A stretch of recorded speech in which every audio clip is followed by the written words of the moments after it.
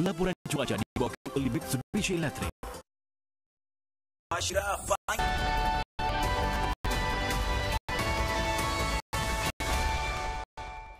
Saudara, dalam edisi Berita Plus minggu ini, kami beri tumpuan kepada cara-cara kita boleh menyumbang kepada alam sekitar. Antaranya adalah kegiatan Kaya and Clean yang menggabungkan aktiviti sukan air dengan pemeliharaan alam semula jadi. Ia inisiatif Passion Wave Persatuan Rakyat untuk meningkatkan kesedaran dan kefahaman tentang kepentingan hidupan marin dan menjaga kelestarian alam sekitar. Wartawan kami iaitu Nazira Jamzuri berkayak sambil mengutip sampah di Taman Tasik Jurong. Saksikan pengalaman.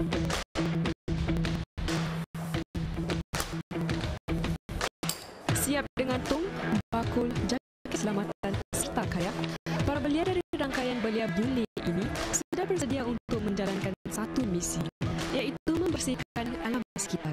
Di sana, cara yang mereka pilih cukup unik, iaitu berkayak sambil mengutip sampah di kawasan perairan Taman Tasik Jurong menerusi sesi Kayak and Clean, sebuah program projek Blue Wave anjuran Passion Week.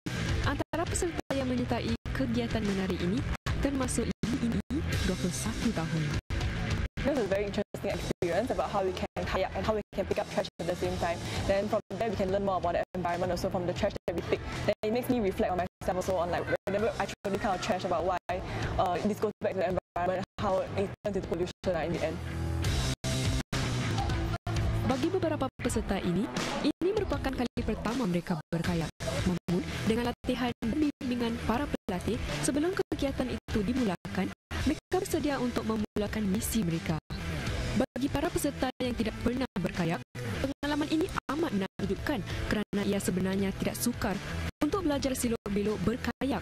Dan apabila sudah masuk ke kawasan perairan dan dekat dengan permukaan air, baru kita dapat lihat sampah-sampah yang tersembunyi di sebalik genangan air. We found a lot of straws and just the large amount of plastics that were just by the coast there. Yeah, that was really a bit sad lah.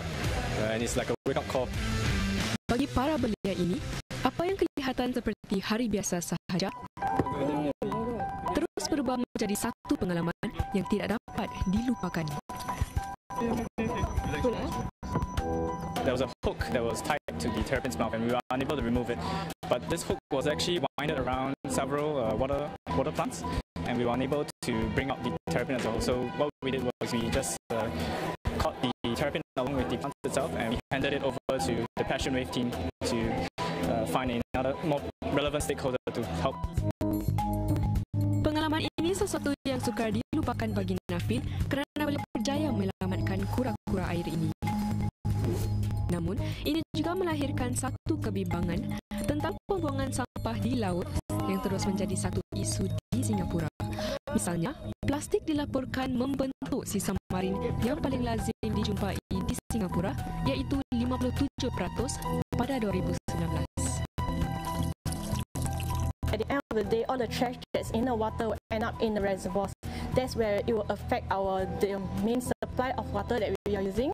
So we have to play our part by keeping the environment clean so that at the end of the day, everyone will have a clean place to use. Lantaran itu, program Kayak and Clean yang dilancarkan pada 2014 merupakan antara cara untuk melibatkan masyarakat dalam menjaga kebersihan kawasan perairan Singapura. Since the launching of this program, it has been quite a good kick up, and I can see that participants even coming back after their session, coming back by doing rental, and they initiate by picking up the trash also along the way after they finish their rental. Kebersihan kawasan perairan Taman Tasik Jurong ini tidak akan dapat dinikmati tanpa kerja keras para sukarelawan.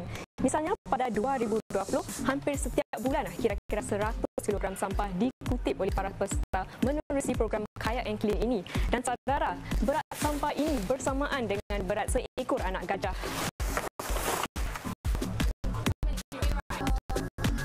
Bagi peserta dari rangkaian belia bule ini pula, dalam kira-kira 2 jam sahaja, mereka sudah berjaya mengumpul hampir 30 kg sampah. When you bring the community together and gather them to play a part by keeping the environment clean and our waterways also. And indeed, when in return, when they come back to paddle in the water, it will also be clean for everyone to use. Menerusi usaha ini, satu mesej penting yang disampaikan ialah tidak kira usia atau latar belakang, semua lapisan masyarakat memainkan peranan yang sama penting dalam menjaga kebersihan alam sekitar dengan cara tersendiri. Sementara itu, sekumpulan penyelam di Hobart, Australia menyumbang tenaga untuk menangani masalah tapak Sulaiman. Destinasi Berita Plus minggu ini meninjau usaha memelihara hidupan marin di Sungai Derwent di Tasmania. Para sukarelawan ini terpaksa bangun pagi bukan untuk seronok tetapi memburu sejenis tapak Sulaiman yang mengancam kehidupan liar di Sungai Derwent. Ini selain membersihkan sampah sarap di kawasan sekelilingnya. Setiap kali sekurang-kurangnya 40 sukarelawan menyertai operasi ini. Dianggarkan jutaan tapak Sulaiman hidup di Sungai Derwent sejak 40 tahun lalu. Setiap kali operasi pembersihan dijalankan, para sukarelawan berjaya mengeluarkan beberapa beg berisi tapak Sulaiman dan sampah sarap. Ini merupakan kali keempat operasi pembersihan seperti ini diadakan di sini. Dan masuk tahun pertama operasi pembersihan ini, pihak penganjur berancang untuk meneruskannya buat beberapa tahun mendatang. Jumlah sukarelawan juga bertambah hasil kemas kini di media sosial. Dan bukan saja pencemaran di laut, tetapi kita juga boleh memainkan peranan menjaga alam sekitar dari sudut fashion seharian. Khabar Dunia minggu ini memaparkan usaha perubahan industri fashion di Sepanyol. Industri fashion adalah pengguna air kedua terbesar dan bertanggungjawab ke atas 10% pengeluaran gas karbon berbanding sektor penerbangan maupun kiriman laut. Itulah sebabnya kain yang dikitar semula semakin popular sedang insan sejagat mahu hidup dengan cara lebih mampan. Maka itu tidak heranlah syarikat fashion berpangkalan di Barcelona mula mereka pakaian kerja yang lebih mampan. Rekaan itu mampu melanjutkan kitaran hidup kain, mengurangkan permintaan bahan mentah serta menggunakan semula sebagian pakaian yang lazimnya dibuang setiap tahun. Lebih daripada itu, syarikat berkenaan bekerjasama dengan pertubuhan bukan pemerintah NGO tempatan untuk mengkajikan kaum hawa yang menjadi mangsa penderaan dan penyeludupan manusia. Ini bermakna ia bukan saja bertujuan menyebarkan mesej kesedaran tetapi juga memperkasakan golongan lemah sambil meningkatkan martabat mereka. Melentur bulu biarlah dari rebungnya.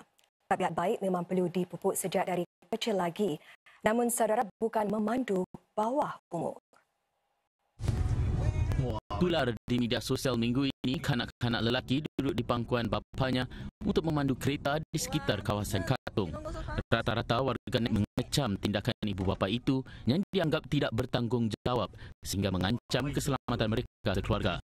Pentingkan diri sendiri saja, mereka membahayakan pengguna jalan raya yang lain. Bolehkah ini diterima? Polis trafik tolong jalankan siasatan susulan. Jika tindakan tidak diambil, mesti ada orang tiru perbuatan ini. Ibu bapa jenis begini patut dipenjara. Tidak kisah langsung tentang keselamatan anaknya sendiri. Saya tidak sokong aktiviti sebegini, terutama sekali di kawasan bandar Singapura. Ini langsung tidak lucu. Ibu bapa harus dihukum kerana berkelakuan begitu. Tidak kira sama ada memandu jarak jauh atau dekat. Ada juga yang berkata video sebegini sepatutnya tidak dimuat naik ke media sosial. Jika anda muat naik video seperti ini, anda harus bersiap sedia untuk tindakan undang-undang yang diambil terhadap anda. Seolah-olah mengeluarkan perkara yang baik, padahal ia boleh membawa pada.